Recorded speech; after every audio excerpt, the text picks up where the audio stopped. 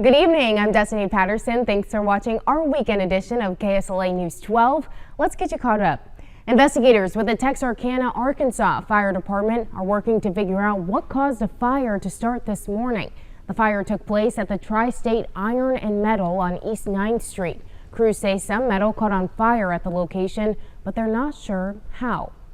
Now let's send it over to our first alert meteorologist, Jessica Moore. Jessica, it was a beautiful day today, but of course it is springtime, so I understand that we have possible severe weather around the corner. That is correct, Destiny. It just seems like every week now we're looking at the threat of severe weather. Here's the latest look at Monday. But this isn't just going to be a threat for Monday. It's also looking at a severe weather threat for Monday, Tuesday, as well as Wednesday. So far, it looks like Wednesday looks to be a little bit more widespread and substantial. But again, don't want to gloss over this one too quickly. But we do have a slight risk for severe weather. On Monday, we'll talk about the time and the threats and also go over what we can expect throughout the rest of your work week. Now, a little bit more immediate, your Sunday forecast. We have a wind advisory for your tomorrow. So if you're headed out the door, make sure to maybe even want to hold the hair up. Also factor that into what you wear tomorrow. 20 to 30 mile per hour gusts is what miles per hour winds is what we're looking at, with gusts up to 40 miles per hour. So it's going to be a very blustery day. Temperatures right now in the low to mid 60s. We're at 64 in Shreveport, currently 60 in Marshall, at 65 in Minden. Temperatures in the mid 60s in Texarkana as we head into the overnight hours, though. Temperatures will be dropping into the mid and upper 50s. I'll go over what we can expect for your work week forecast coming up soon. A man is fighting for his life after a drive-by shooting in Shreveport. This is video from that scene. It happened just before 7 last night on Judson near Hearn Avenue. Details are limited at this time, so if you know anything about the shooting, call Shreveport Crime Stoppers. Now, who will become the next police chief for the city of Bossier? Well, it's down to the final 5 candidates, and the city released the civil service scores for those 5. You can see those scores on your screen, and the current provisional chief, Chris Estes, scored an 84. Michael Jones is the only candidate who is not a part of the Bossier City Police. He's with Shreveport Police. We're told Mayor Tommy Chandler already interviewed all 5 candidates, and he's going to interview them again. He has 60 days from when the scores were approved to name a permanent chief. We'll give you the first alert here on air and on our KSLA News 12 app once he makes that decision. Now, in the latest developments in the investigation of Ronald Green's case, Louisiana State Police Colonel Lamar Davis puts his second in command on paid administrative leave. And that's because data was deleted from Lieutenant Colonel Doug Kane's cell phone. Davis released a statement saying he put Kane on leave to, quote, eliminate any questions into the integrity of the investigation, unquote. Lawmakers are raising questions about the handling of the death of Ronald Green after a state police chase. Kane's phone was one of 3 wiped of text messages before they were surrendered on March 21st. That potentially means communication related to Green's case may have been deleted. Kane testified before a bipartisan legislative committee one day after the phones were seized. I can't speak to my cell phone, ma'am. I notified the chairman that there's an internal investigation underway. Y'all do nothing on this issue. We start talking about it, wanting to know some answers on it, and then conveniently you conduct an investigation so you can come in here and say, I can't talk about it on the eve of the hearing. Did you see how that looks? Colonel Davis says he's confident the ongoing administrative investigation will be conducted in a, quote, fair and unbiased manner. Now, April is recognized as National Child Abuse Prevention Month.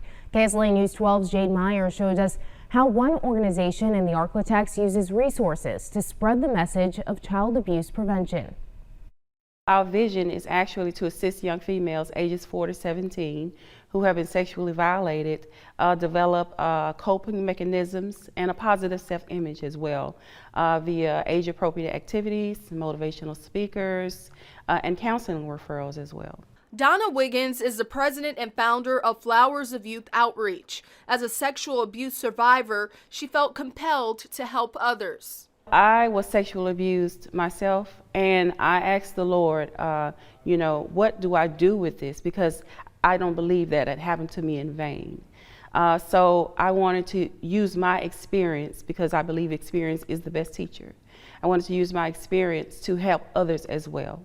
Her organization uses several resources to educate the community in effort to prevent child sexual abuse. We use online resources such as Darkness to Light, RAIN, and the National Child Trauma Stress Network. Wiggins explained her organization's purpose.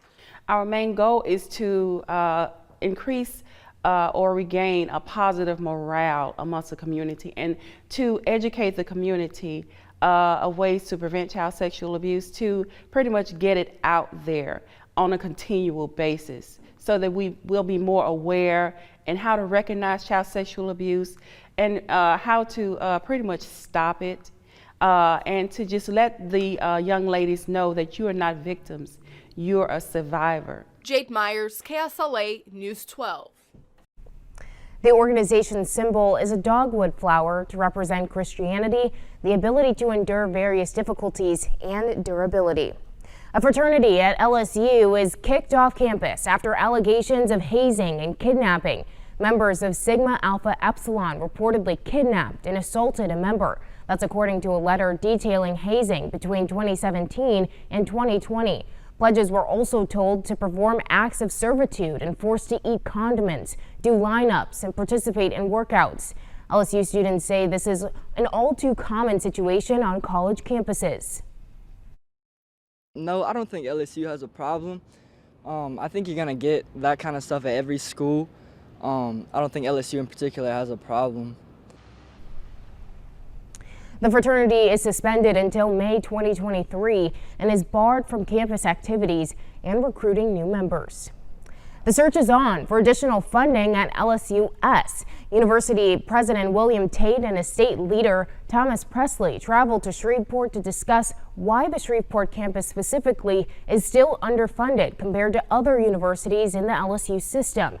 At Friday's meeting, Representative Presley explained that he argued on the House floor about how the funds are spent between the campuses of Baton Rouge and Shreveport. Presley says it's important for the Board of Supervisors to know the priorities of North Louisiana. Our LSUS campus, as well as our Health Science Center, are underfunded compared to the other campuses around the state, and that was what the message was on Tuesday when I got on the floor and was surrounded by my colleagues. We are all united on this effort, and we all want to see higher education have the opportunity to thrive in Northwest Louisiana and in the Shreveport-Bossier region. Now let's talk about the denominator. The Baton Rouge campus has far more graduates than any other campuses combined. So they're going to have more people with more interest in giving. We just have to figure out ways to have the giving maybe merge. President Tate added they're fully invested in getting more resources for the LSU campus right here in Northwest Louisiana. Logos Life and Community Church held their first spring health fair today, and they offered free health information and screenings for hypertension, diabetes, heart health, breast cancer, and more. We spoke with Pastor Juan Bryant on the importance of keeping up with your health and wellness.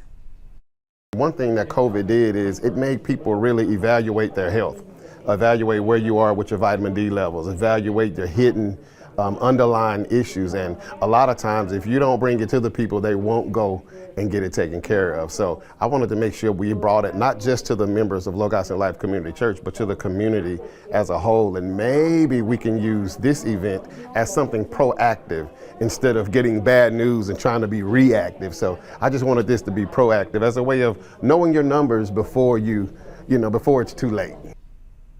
Pastor Brian says he plans to have more health fairs in the future. Well, right after this break, we're going to go over the severe weather possible for Monday through Wednesday. We'll talk about the timing and impact that you need to know.